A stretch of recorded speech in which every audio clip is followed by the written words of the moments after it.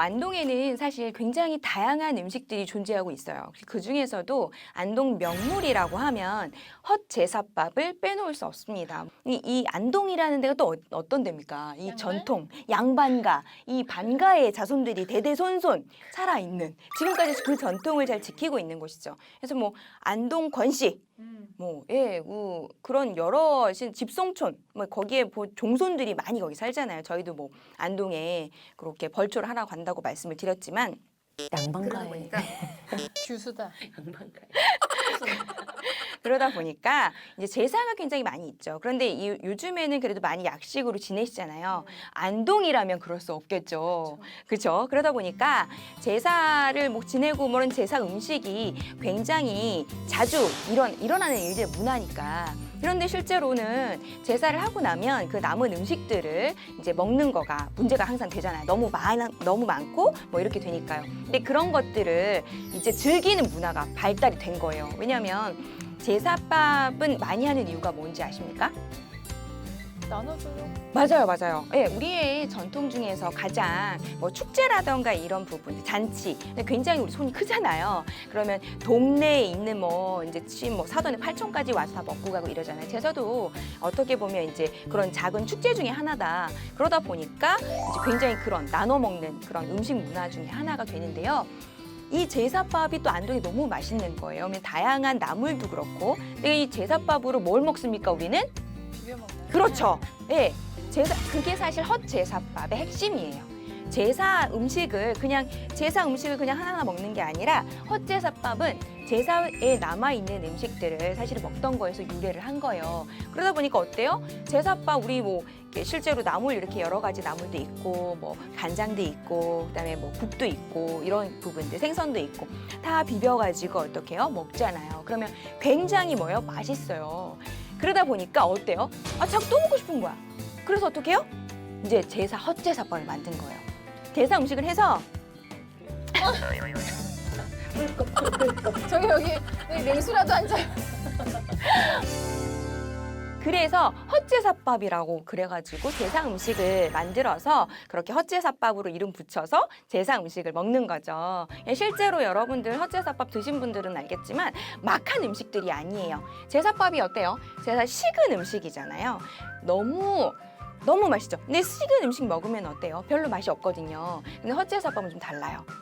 워낙에 뭐 나물들이나 이런 양념들이 그 안동의 전통 비법으로 만들어져 있고 이러한 모든 안동의 명물들이 한 상에다 올라와서 이제 먹게 되는 음식이죠. 식어도 굉장히 맛있다. 이거 비벼 먹고 나면 또 안동 식혜가 나오잖아요. 안동 식혜는 또 이 다른 데 있는 것보다 굉장히 달라서 약간 새콤달콤한 맛? 예, 이 안동 식혜 깔끔하게 그 새콤달콤한 맛으로 마지막까지 입맛을 딱 정리해주는 그런 음식이죠.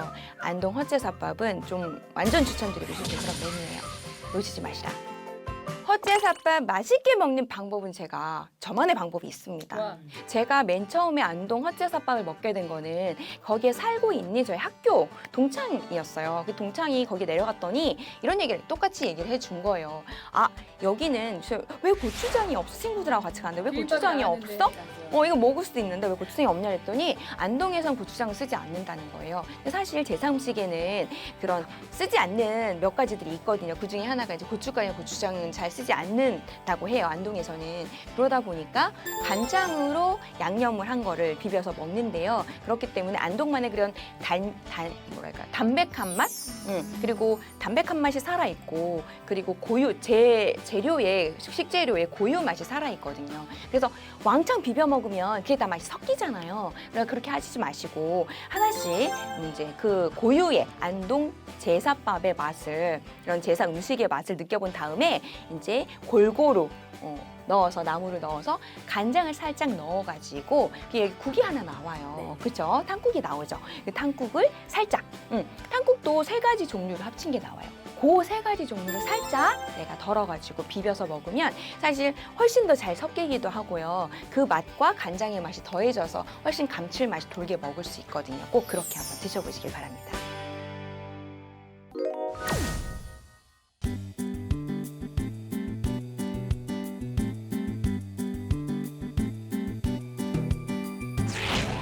안동에는 또 전통주가 유명해요. 안동 소주 한 번쯤 들어보셨죠?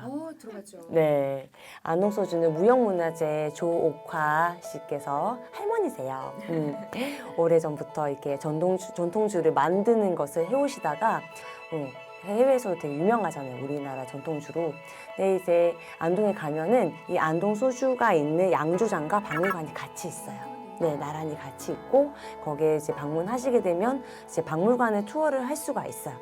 박물관에 들어가시면 안동 소주에 대한 전천사를 다 볼 수 있는 전시물들이 이렇게 잘 배치가 되어 있어요. 그래서 한 코너에는 이제 전통주와 안동 소주에 대한 이야기가 있고 한 코너에는 한국 전통 음식에 대한 그런 전시관이 마련이 되어 있거든요. 그래서 이제 뭐 술과 음식은 항상 조화롭잖아요. 어떤 안주상에도 올라가고 제사상에도 올라가고 혼례식 자리라던가 뭐 축제나 뭐 잔치 이럴 때 다 올라가는 내용이다 보니까 서로 좀 연결이 되어 있었던 것 같아요. 그래서 돌아보면서 저는 사실 뭐 소주만 보려고 들어간 박물관이었는데 안동 소주 박물관이니까 들어갔는데 가서 한국 전통 음식에 대해서 좀 반하고 왔어요. 여기가 이제 주제별로 좀 나눠서 정갈하게 정리가 되어 있더라고요. 뭐 태어났을 때 백이상부터 해가지고 혼례상, 뭐 회갑년, 제사상 이렇게 쭉 이렇게 이슈별로 해서 정리가 되어 있는데 우리나라 전통 음식이 그렇게 예쁠 줄 몰랐어요. 이런 것도 신기하게 또 보기도 하고요. 그래서 한 차례 이렇게 둘러보다 보면은 마지막에 이제 안동 소주를 시음해 볼 수 있는 공간으로 이동을 할 수가 있어요. 거기에 가면은 실제 안동 소주가 45도짜리를 거기서 이제 시음을 할 수 있게 해 놓으셨더라고요. 시음을 하는데 저도 한번 해봤어요. 조금만 해봤는데 향이 너무 좋았어요. 향도 되게 풍성했고 되게 이제 조금 마셨을 때는 아무래도 도수가 높다 보니까 목에 이제 찌릿함이 좀 있죠. 그래서 아, 우리의 전통주가 이런 풍미와 이제 느낌을 주는구나. 그러면서 이제 거기서 소개를 해주시는 그 직원분께서 이제 거기서 안내를 해주셨는데 그 박물관 전체적으로 누룩 냄새가 되게 많이 있었거든요. 그래서 그 누룩으로 이제 만드는 전통주기 때문에 뭐 어떤 향이 왜 이렇게 나는지에 대해서 설명을 좀 해주셨어요. 그래서 되게 재미난 박물관 투어였고 안동 소주도 좀 사왔습니다. 어른들이나 이제 귀한 분들에게 한국의 전통주 좀 소개하기에는 좀 격식 있게 이제 제공해 줄 수 있는 그런 선물이었던 것 같아요. 그래서 네. 그럼요. 고급주잖아요. 맞아요. 그 나라에서 그 술을 얼마나 좋은 술을 만드느냐는 얼마나 높은 도수의 술을 만들 수 있는가. 그게 이제 그 나라가 술 문화가 얼만큼 발전되어 있는가를 좀 가늠하는 척도라고 해요. 그래서 우리나라 안동 소주가 그래서 대표적으로 되게 높은 도수인데도 불구하고 향도 좋고 네. 맛도 있는. 그래서 이제 뭐 예를 들면 뭐 저쪽 뭐 영국이나 저쪽은 또 위스키 그것도 높은 도수. 그러니까 그 나라의 문화, 술에 대한 문화가 얼마나 잘 돼 있는가를 잘 볼 수 있는 그런 척도가 되는 술이기도 하죠. 네. 그래서 이제 안동 소주가 워낙에 향이 좋아서 많은 분들이 접하고 싶은데 도수가 워낙에 높다 보니까 이제는 좀 도수를 낮춘 안동 소주를 판매하기 시작했다고 하더라고요. 네네. 요즘 사람들 입맛에 맞게끔. 좀 더 많은 분들이 안동 소주 접할 수 있겠네요. 도수가 세다고 좋다고 느끼지 못하잖아요. 저희 그렇죠. 일반 사람들 네. 그러니까 향으로 느낄 수 있도록. 그래서 좀 도수를 낮춰서 대중적으로 판매를 또 시작하기도 했다고 하더라고요. 좀 자랑스럽기도 했어요. 이게 끊임없이 연구 개발을 하고 또 이걸 세계에도 소개를 하고 하는 그런 것도 하나의 우리의 문화니까. 네.